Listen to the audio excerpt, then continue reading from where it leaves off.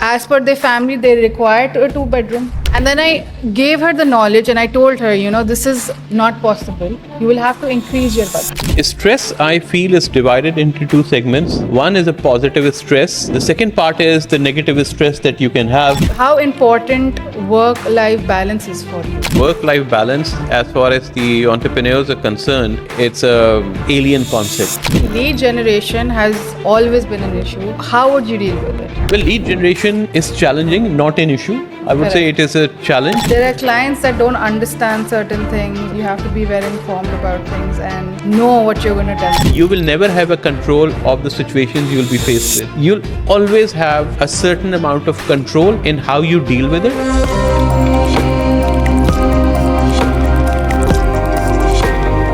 Hello everybody and welcome to yet another episode of Brick Buzz. Today we're going to discuss about a set of questions that we have come up with that many real estate agents or we as ourselves face in the real estate market, and most of them I'm going to ask Mr. Asim and we'll discuss about them. Okay, so my first question would be how would you manage the stress of market fluctuation that has occurred, and what would be your strategy to overcome it?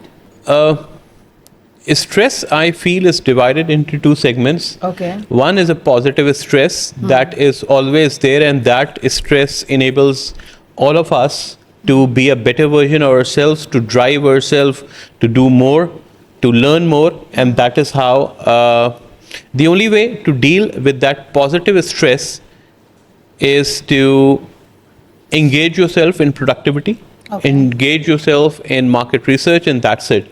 Now, the second part is the negative stress that you can have, and that negative stress can, again, I feel, only be relieved if you have a very focused approach towards your work. I feel there are only two types of people in this world. Okay. Ones that remained focused and worked, and the second one that got distracted during the course of action. Any point in time that got distracted. So these are two types of people. If you would like to be in the first category, remain focused on your goals, remain focused on your work. See, now market fluctuations are to a certain degree predictable. Correct. You have trends, you have data, you have things that you can analyze, come up with your solutions to that. If you see a trend occurring, and if you see a trend being formulated in the market, or the past history dictates, the global economy dictates, every day what I do is when I wake up, I spend like half an hour max, or generally 10 to 15 minutes in seeing what's happening across the globe and what's happening in the UAE and specifically in the real estate market. Correct. If every day you just give 15 minutes of your time in the morning to these things, then those fluctuations, those ups and downs, those crests and troughs as I call them, can be predicted not with 100% accuracy, but with a set of these numbers that you have or these inputs that you have, you can predict them pretty easily. So my question would be to you, nowadays clients have a lot of clients that come in from different countries or even over here have unrealistic expectations. How would you face that as a challenge, and what would be your strategy to overcome that situation? And if you have... Give me an example. Give me an example of any unrealistic... For example, the other day I had a client who said, I want a 2-bedroom in a certain location, for example, Dubai land, and it has to be within 800,000, which is not possible because you will not get it in that price point at the moment. What do you think, if someone comes to you like that, what would you recommend them, or how would you overcome that situation? And to give the client a satisfactory outcome for both parties, for you and the client. Okay. How would you handle it? So How did you handle it? Let me. So first of all, there are some clients who have a particular budget that they're looking in.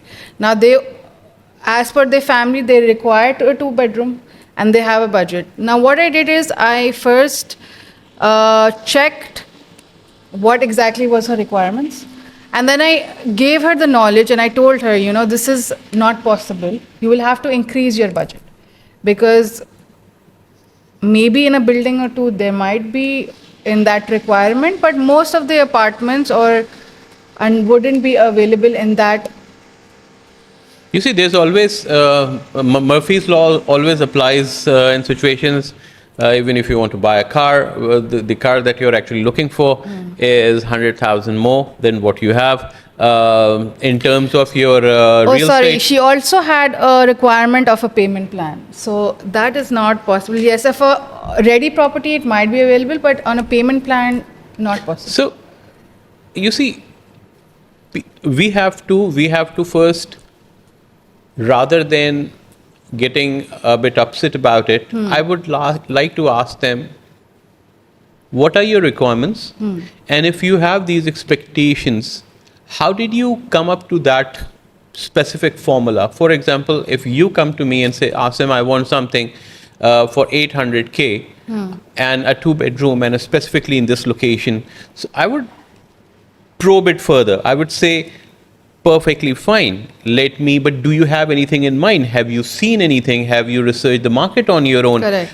These numbers that you have driven to or you have arrived at, the price point, the payment plan, have you spoken to anyone about this? Has anyone briefed you about it? So once you probe these things, you will come to know that it might be at times unrealistic and at times 3 things can happen. Okay. First of all, the property and the price point and the payment plan. Now, this is a triangle of 3 expectations. Yes. Now, this is either available in the market. I might have missed it. So, for me, as a real estate consultant, it's very important to go back, and do my due diligence, recheck everything, and come back. Yes. Second thing, that was a one-off case. It might not be available now at a certain period in time, 2 years, 3 years, 4 years down the line, when a new project was being announced or something was happening, a specific developer, when they came up with a certain project, they were offering that. Now, that is no more there in the market. Correct. So, that's the second thing. Third thing is, somebody misguided them. Correct. Now, that can be another real estate person. That can be a family friend who did not have all the dynamics in place, and they heard it from someone, and that someone heard it from someone, and correct, it's a whole chain, and it becomes a Chinese whisper. So actually, it was the on-ground situation was something else. Now the client did not probably understand it correctly, or it was not communicated to the client very, very correctly. So there are situations and there are scenarios. So for me, I would first do whatever I need to do is to do my own due diligence first and come to a conclusion whether this is applicable right now. Are there any scenarios which I can actually facilitate that family? If that family has a dream of owning a 2-bedroom house, yes, and settling and having a specific amount of funds, why not try and help and see if that can be achieved? Correct. If that can be achieved, it's a win-win situation for all parties. However, if that is not, then I would have to come up with a price point. I would come up with a payment plan. Correct. And I would have to come up with a mode in which that payment plan can be implemented. We can talk to the developer. We can see if the mortgage can be applied. So there's always a solution to a problem. correct. You just need to figure out, you need to understand the client's requirements and be empathetic about it. Yes. You have to be on the client side. It's not And help about just them. making a sale. Yes, It's about exactly. helping people buying the homes of their dreams. Correct. My next question would be the regular changes in the laws, rules, and regulations. How do you keep up with them? Because every day something or the other is changing. Not every day, every month mostly, and there are new laws. I think Dubai is very fortunate. Yes. UAE is very fortunate, and Dubai specifically is very fortunate that the rules, regulation, laws are continuously updated to facilitate the first-time buyers, the repetitive buyers, the people who are in this real estate industry. So this scenario of completely continuously updating the system Yes. is very beneficial for all parties which are involved in this. Now, as I said before, to keep yourself abreast with whatever is happening, try and read at Every least day. 15 minutes Correct. a day. Yes. Discuss it with your peers. Meet people. See what's happening in the market. See what are the dynamics, and see how you can add value to your client's portfolio by reading, understanding, adapting those things. My next question would be how important work-life balance is for you, and how do you go about it? Okay, work-life balance. As an It's not a agent. cliche. It's not a cliche, but work-life balance, as far as the entrepreneurs are concerned, it's a totally alien concept. I agree. Yes. I think Excuse me. every day maintaining a work-life balance is not possible. In all honesty, I'll tell you, there are times when you have to give your work more preference and more Correct. time, and there are times that you have to give your home, your loved ones, your family more time. Correct. You as an individual should be cognizant enough to understand at what point in time where your focus is required.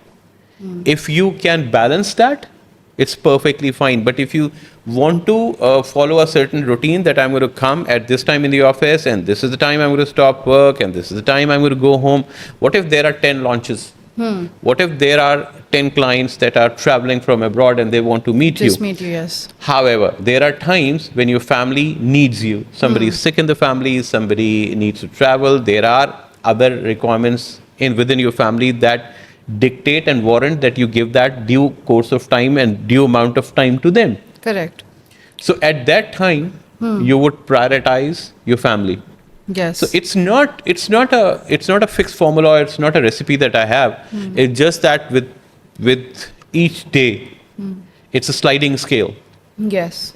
and you'll have to prioritize as the situation occurs. If, for example, somebody from your family, God forbid, meets in an accident, you would leave everything and rush there. Correct. So you have to be. Yeah, I feel as real estate agents, we are anyways working all around the clock because we have clients from You all see, over the world. now the communication is not only face-to-face meetings. Correct. The communication is messaging. The communication is Zoom calls. It's phone calls. It's emails. It's messages.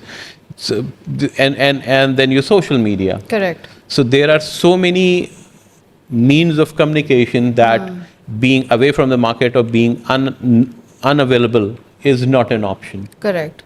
So my next question would be, lead generation has always been an issue. How would you deal with it? Well, lead generation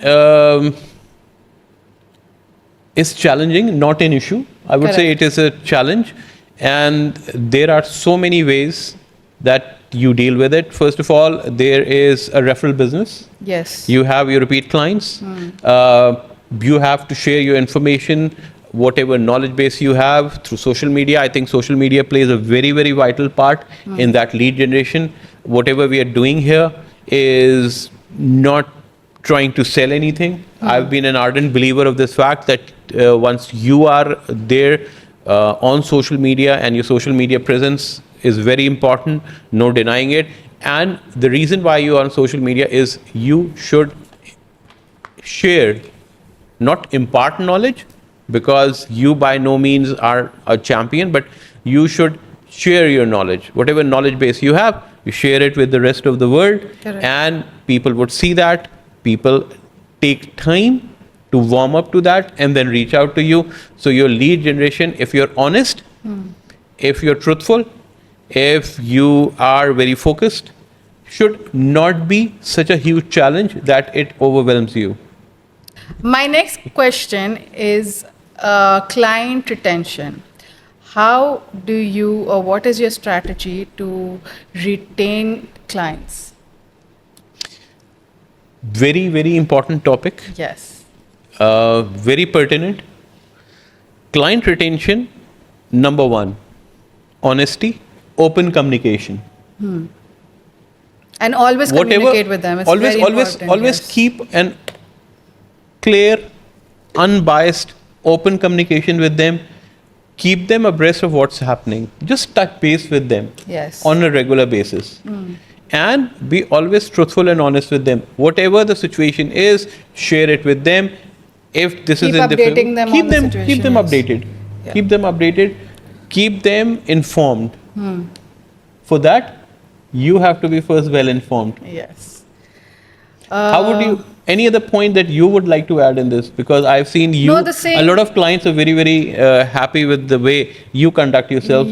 What is Yes. your strategy? So, as I said before, customer service and How do you provide that customer service?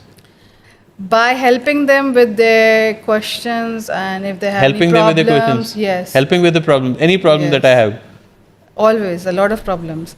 And there are clients that don't understand certain things, or there's a new news in the market, or there's something that they don't understand. They will always ask me.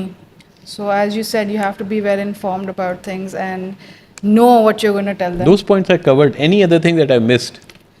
I've seen you always go beyond the call of duty. On a Yes. serious note, I've always seen you be a person they can relate to, Yes. be a person that is genuine, and be a person that is always helpful in guiding them, in navigating them through even other things in Dubai. Yes, that's correct. My next question would be self-motivation. What keeps you motivated and driven in this real estate market? What makes you think I'm motivated?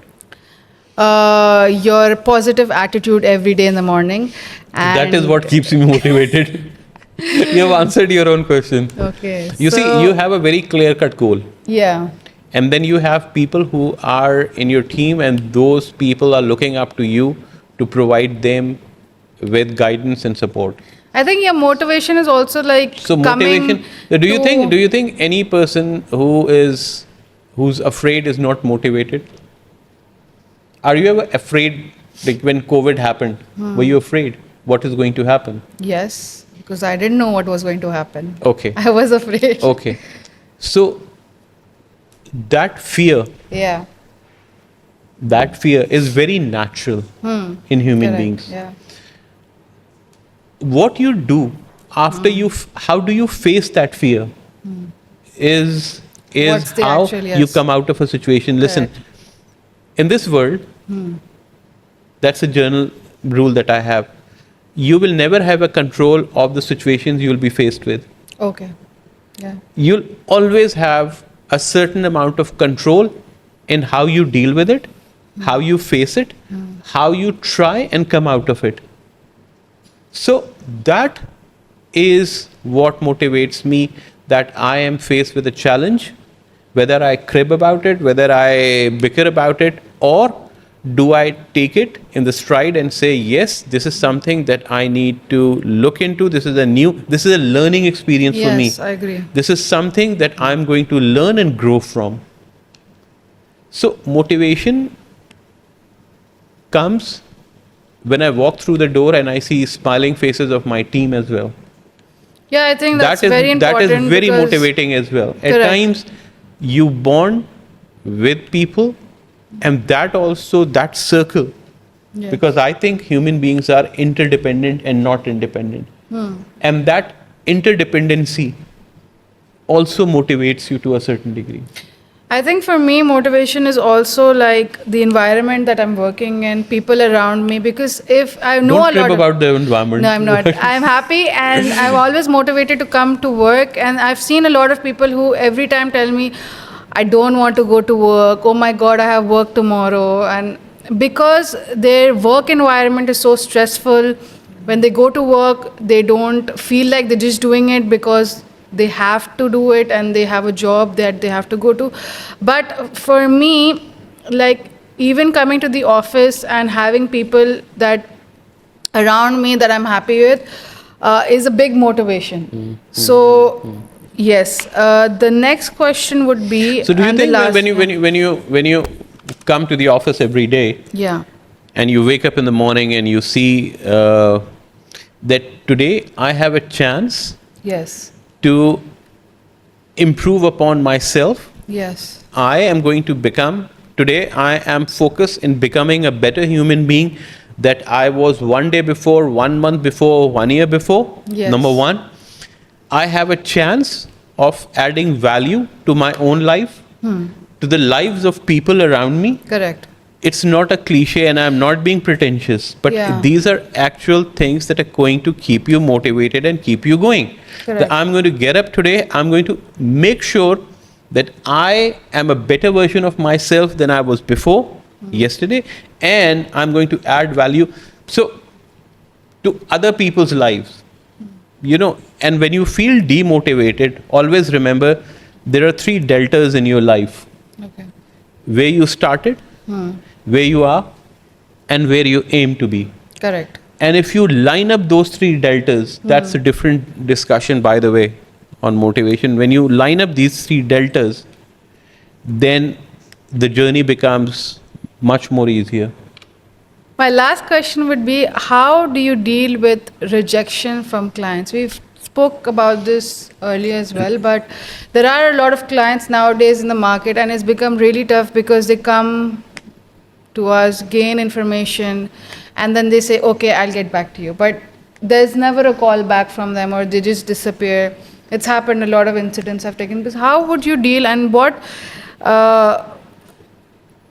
as an agent, what do you think we should do, and how should we react to these situations? You see, rejection, I would call it rejection. A client has all the right to find and go into the market and seek better opportunities. I agree. Whenever I'm faced with a scenario where the client has moved on, there are 2 aspects to it.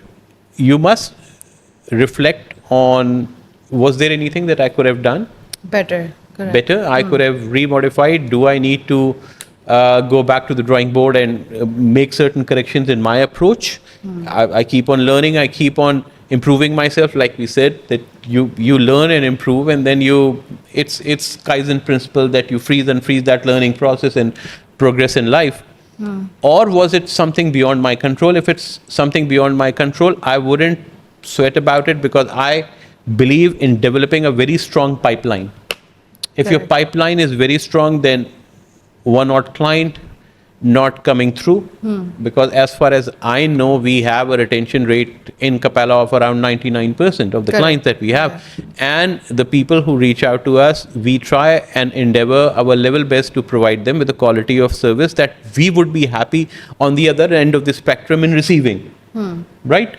So if one odd cases occur that the client actually decides to not go ahead with us and find something which is according to the client a better option,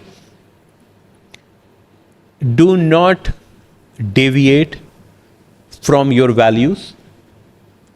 Do not apply shortcuts for short-term gains. Do not deviate from your ethical practices. Correct. Do not deviate from your honesty and integrity. There is no compromise on that. If that was a compromise in order to achieve a transaction, I would walk away from it. Correct. Hands down. It's a very, very digital approach for me. It's not an analog approach. It's a very digital approach for me. Anything else, we can always tweak our model. Look inwards first. What could I have done to make sure that transaction went through? However, if you see that, yes, I did everything that I could do, then there are things which are beyond our control. And as I always, again, say that You should work on things that you can change. You should learn to accept the things that you cannot change. And then you should have the fortitude and wisdom to differentiate between them. Okay. What challenges have you faced in a real estate in Dubai market? So there are many. What is the biggest challenges. what is the biggest challenge if I ask you to pen down one? What is the biggest challenge that you have faced, and what is your recommended course of action in that case? So the biggest challenge nowadays is getting clients to a certain developer, and then the developer trying to convince the client from their end to buy something. For example, we take them to the developer, they try to take the Upsell. client away Upsell. from us. So that is nowadays a very big and the problem nowadays is that the developer doesn't, I mean, they give a certain level of security for your client, as in being an agent, but then they refer their internal team more compared to us. So that's a very big How do problem. you but that is securing your interests. So that you're talking Yeah. about is that how your interests at times are compromised. Yes. So that is a very big problem nowadays, and a lot of developers, with lot of developers, we are facing this issue. But I mean, if you convince the client and you have that connect with the client, then it should not be an issue. But my simple point is, your client has a certain price point, they have discussed with you, you have convinced them to a certain price point, and you take them. So there can be two scenarios. The developer tries to oversell and offer them something else. Like a discount or something. No, oversell. Okay, oversell. Yeah, that you're trying to buy this for 2.5, but I will recommend something for 3.5 or 3 million, and you should buy that and invest in that. And that is one scenario. And the second scenario is when the developer says, okay, this client you have brought in, but there are other, like the client also approached us directly. So there are systems, processes, and procedures to register your client, to actually look after the interest of your client, and to give them the right price property, even if upselling means that you get a heftier commission. I would say then in that case you will lose the client in the longer run. Correct. And then that is the end of that referral business. So the first element is, even if the developer is trying to upsell, and if you think it's a very good deal, it's the correct and right value for money, do advise your client. And if you think that is not the right value for money, I have had so many instances in which the client has reached out to me that, Asim, I have found this property, I think it's great, and I think this is going to be amazing, and this is the price point. And I tell them, listen, next month there's the launch, and this thing is coming, or next week there's a launch and this thing is coming, and that compared to this is a better value for money. So I would recommend that you hold on to that purchase for a week, 10 days, a month, 2 months, 3 months, in order to get the best bang for buck, the best value for money. So that is one. Then your developer, your relations with your developer team. It's very important, yes. Your relations with your developer team is very important. If you have good relations, then they know there is recurring business coming from you, and that recurring business would ensure that they maintain thoroughly professional relations with you, where everybody's interests are safeguarded. You can register your client. You need to take your client into confidence as well, that listen, I'm going to register you, I'm going to do these things.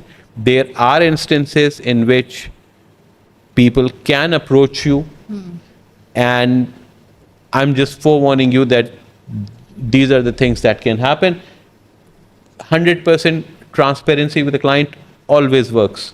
So thank you all for watching. If you have any other questions you'd like to ask us, please comment below. Thank you all for watching. See you in the next episode.